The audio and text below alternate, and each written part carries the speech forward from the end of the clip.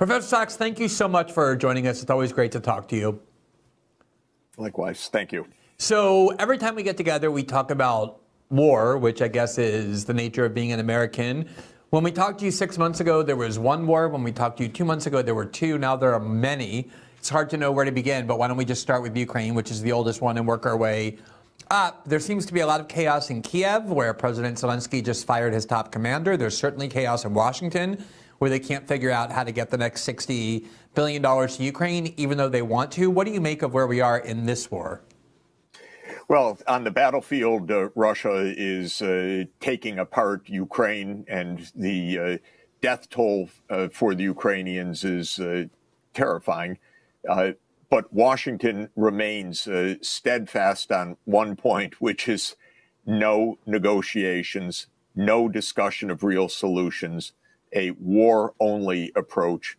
It's pathetic, absolutely pathetic. And the idea of putting another $61 billion into more deaths for Ukraine, more destruction for Ukraine, without a word about politics and a solution to this is Biden's complete failure. So I find the situation shocking. I find it shocking that a large part of the Senate and almost all of the Democratic Party mindlessly goes along with this. We have heard since those 2 months even more stories about how the U.S. stopped the negotiated settlement in 2022. This is mind-boggling in the complete absence of any interest whatsoever in ending this war. Well, let me ask you about that, because you've been a critic from the start of the U.S. role in Ukraine. I have as well. There's no consolation to have been vindicated given how disastrous the war has been. But certainly everything you're describing now is visible to everybody in Washington, even if somehow it wasn't at the start of the war, that Ukraine cannot win. There's no way to expel all Russian troops from Ukrainian soil, let alone from Crimea. There's just no possibility of any of those objectives being fulfilled. What, at this point, do you think is the objective, or has what? And looking back, what has been the objective all along? Well, I think the objective all along for the last 30 years was to put the U.S. and NATO into Ukraine.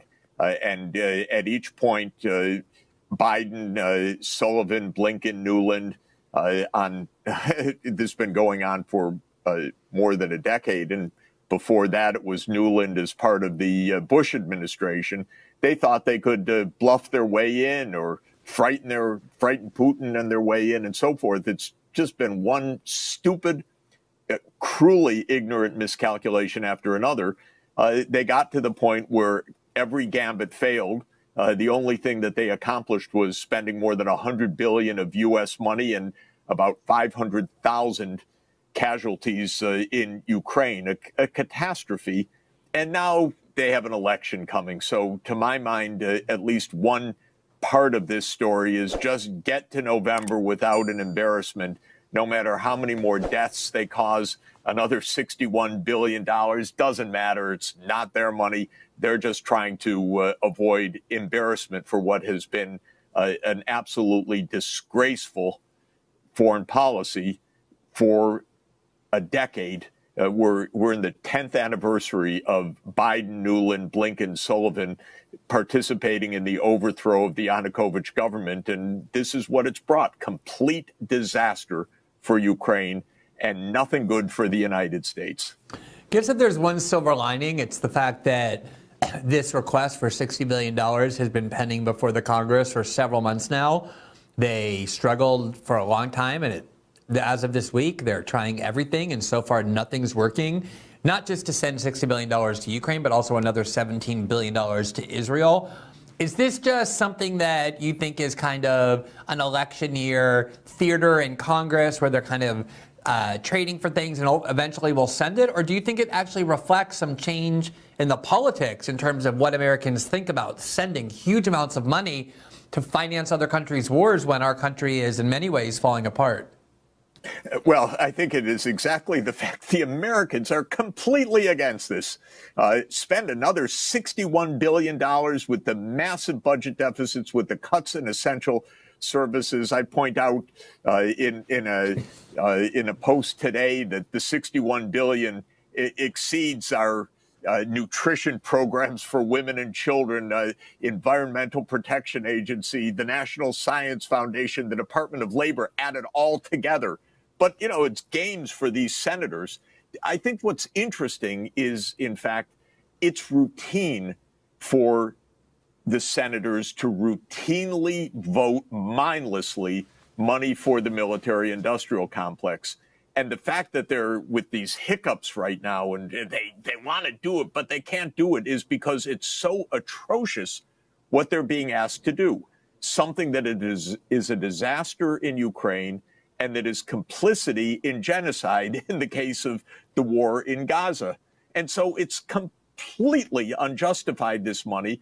And yet they're still trying because their normal mode is to vote money for the military.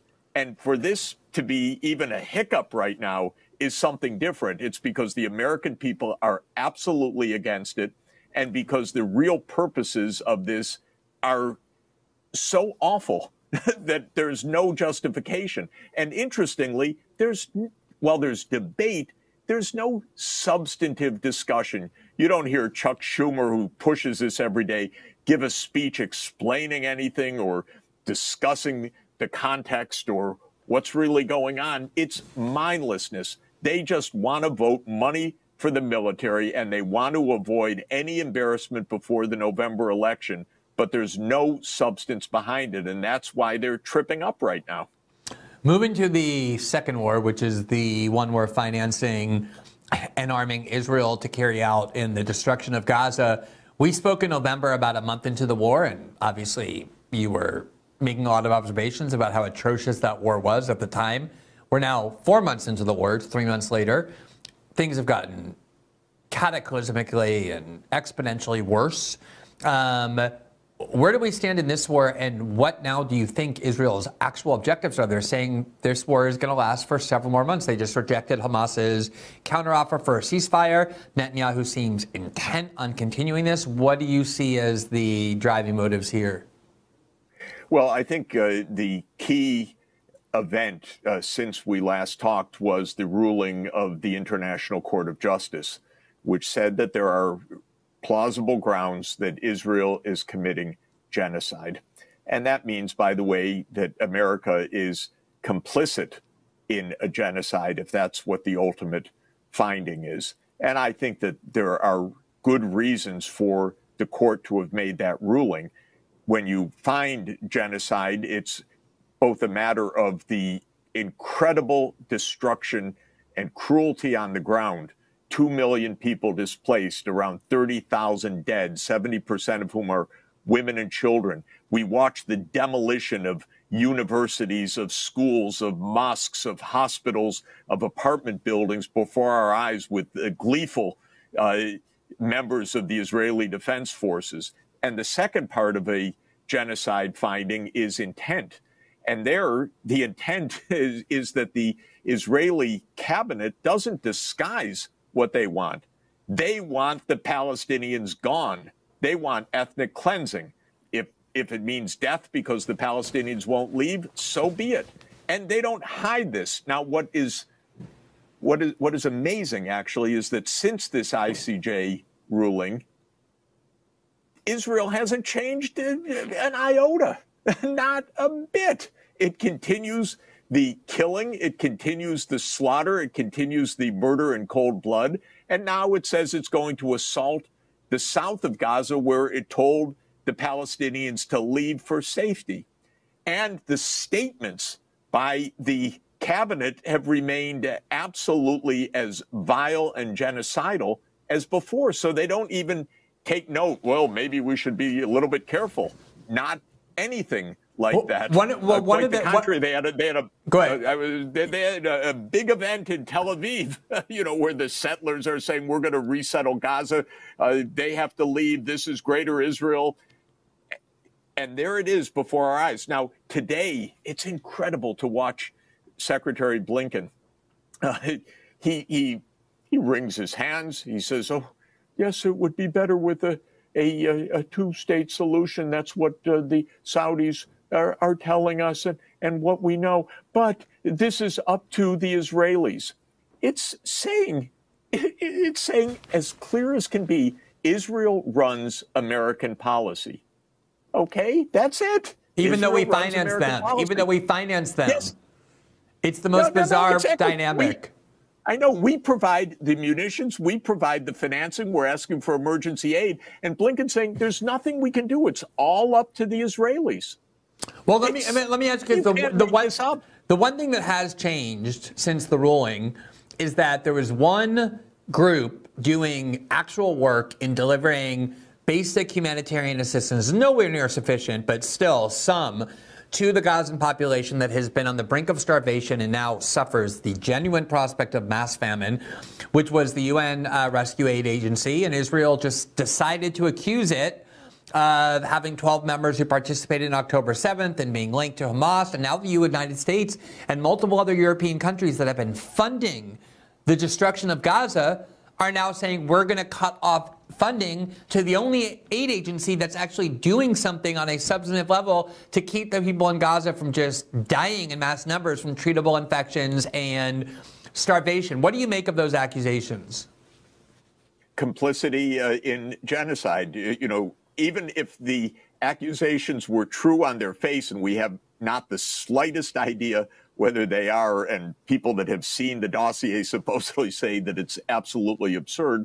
But even if it were true on the face, the reaction to cut off an aid agency at this moment with hundreds of thousands on the brink of starvation is absolutely complicity in a genocide. So, you know, I don't know what they think they're getting away with. The whole world's eyes are on this.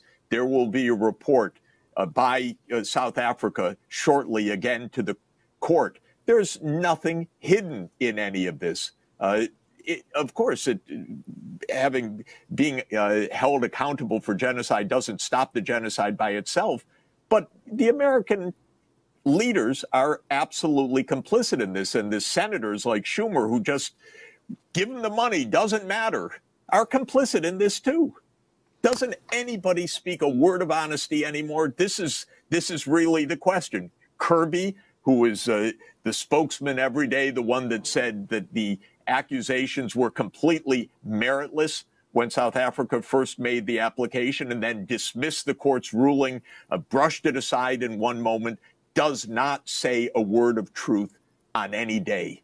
And this is how we are right now. Of course, the world's extremely dangerous when it is so miserably governed, and when the United States, which is a big military power, is absolutely without decency and limits. Well, last question, because I know you have to leave.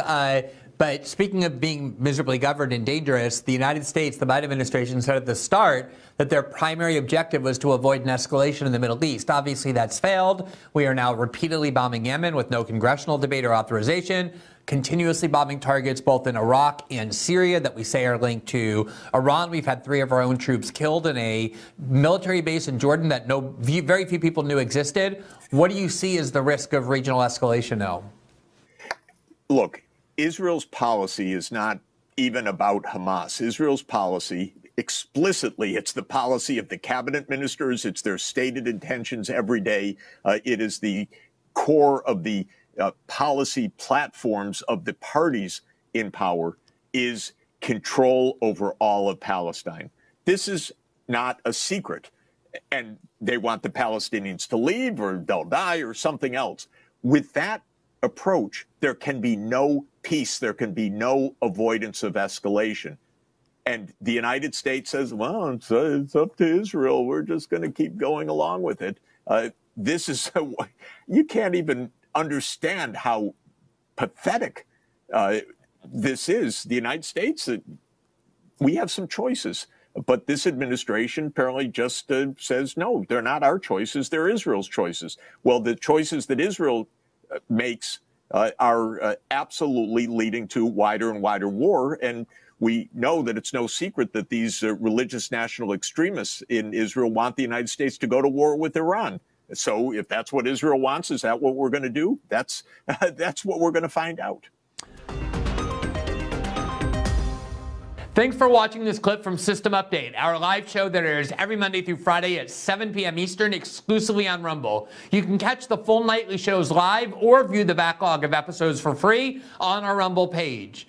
You can also find full episodes the morning after they air across all major podcasting platforms, including Spotify and Apple. All the information you need is linked below. We hope to see you there.